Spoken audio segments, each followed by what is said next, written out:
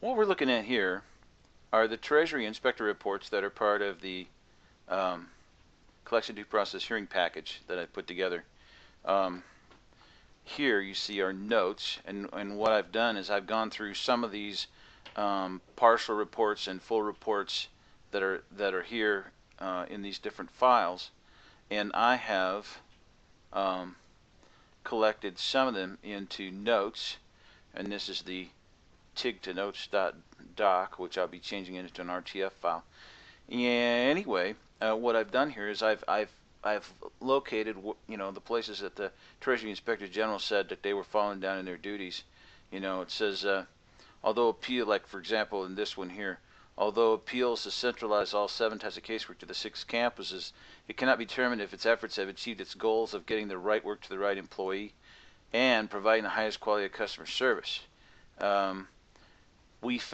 Here's one. We found campus operations did not always follow appeals procedures and make a correct determination or complete the cases timely, and so forth. There's lots of quotes here, and what I propose is that you get some quotes from out of this notes file that I've collected. See how I've done this. And this is report number 2007 at page 12. Okay, and then up here I say, what these abbreviations are that I'm using.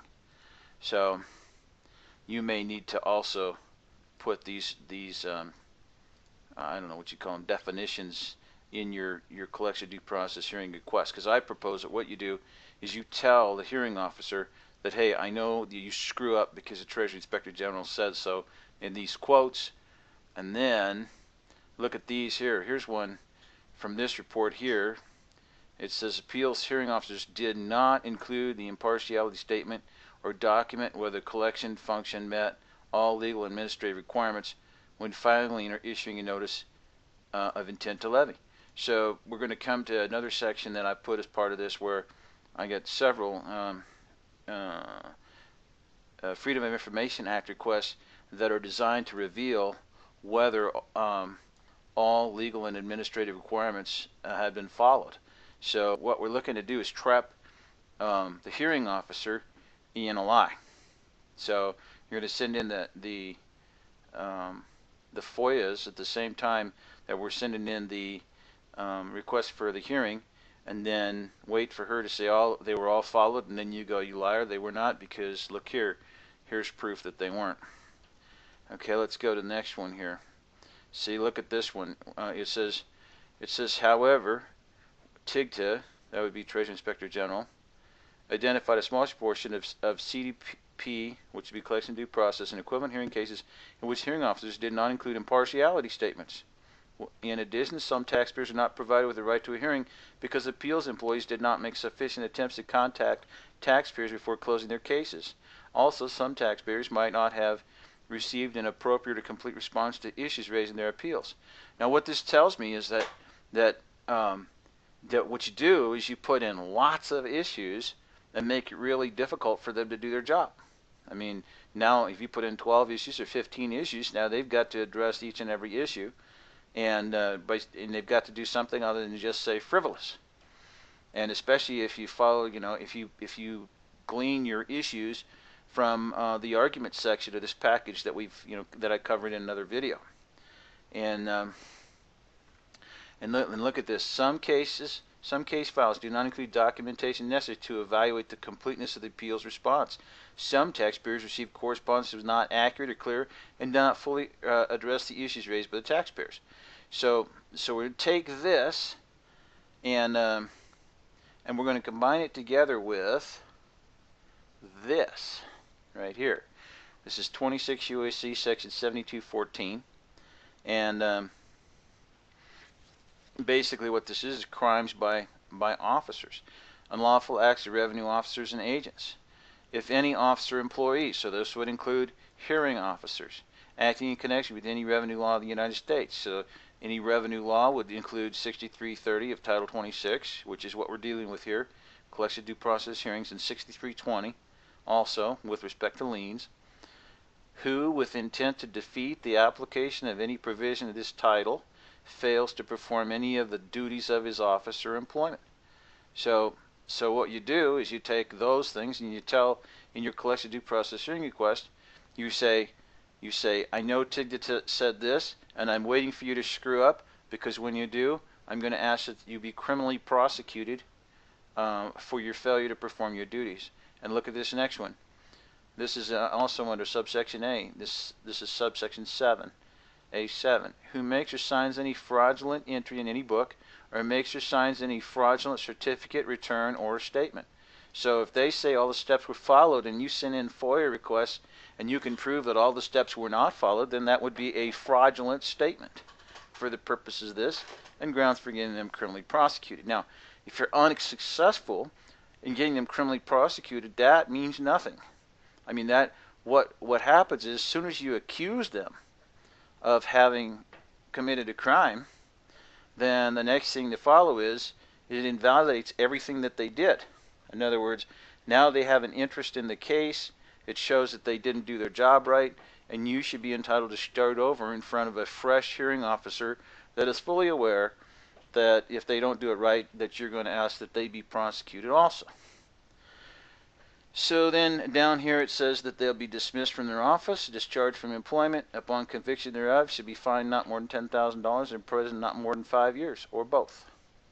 So at any rate, and combine that together. And let me see here. Now what we're looking at here is one more of these where you're going to put I highly recommend that this be put also in your hearing request. Because this is Section 1203, the IRS Reform and Restoration Act of 1998. And subsection A says, the Commissioner of Internal Revenue shall terminate the employment of any employee of the Internal Revenue Service if there is a final administrative or judicial determination. Now let's stop there and discuss that.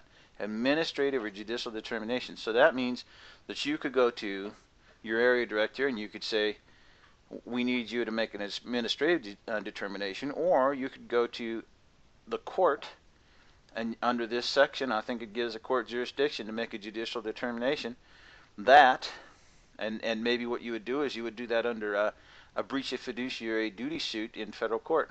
Such employee committed any act or omission described in subsection B in the performance of the employee's official duties.